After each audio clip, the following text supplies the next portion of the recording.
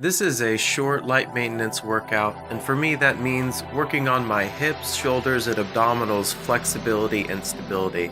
Just started with some simple bend-overs with roll-ups, and you probably noticed the bulge in my mid-back, and that's due to thoracic inability to thoracic extend very well, and possibly hypertrophy of those extensors that make that look like a bulge or look like a bend. But a combination of them. And I find that using these staggered stance bent over stretches, and I added a rear reach, really helps me stretch out and just relieve some of my tension. And this is a Dan John stretch.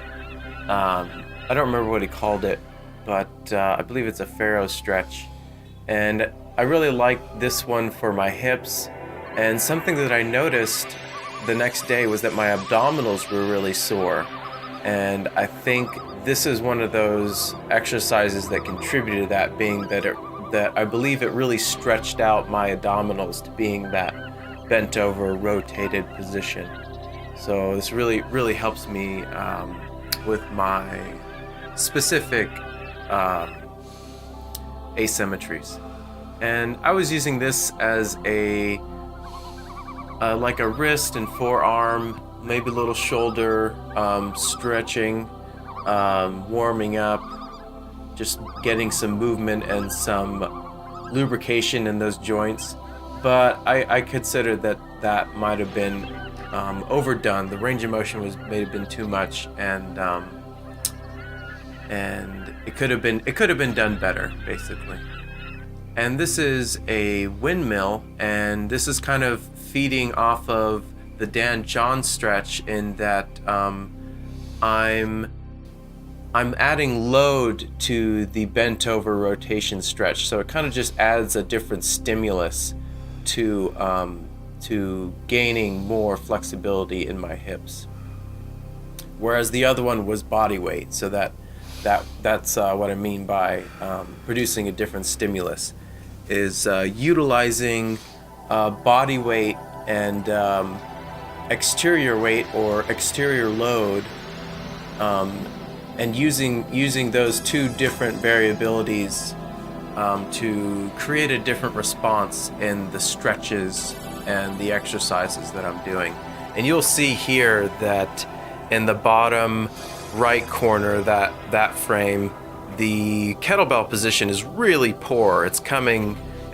It's shifting too close to my head, and that's creating instability in my shoulder. And here again you can see the bulge in my mid back, and I'm trying to stretch, I'm trying to compensate for that, but it's not really working. Or I am compensating for it, is what is happening. And this is playing off of the body weight just bent over hamstring stretch, and I'm adding a different stimulus by adding the kettlebell. And now I'm moving into just some light basic deadlifts, but as you can see, my posture is failing in my thoracic spine again, and you can't see my knees, but I'm sure that my knees are externally rotating a little bit and not in alignment. And part of that reason is I didn't do a good warm-up before I did this to get myself set and organized. And these are just some staggered stance cleans with the kettlebell. And you notice that that last one dropped pretty hard. And I noticed that if I internally rotate as the weight falls, it within my shoulder, arm, and wrist, that really reduces a lot of that shocking dropping load from happening, like the jerking motion to internally rotate as the weight falls, kind of, how could you say, reduces that jerk of the fall of the bell.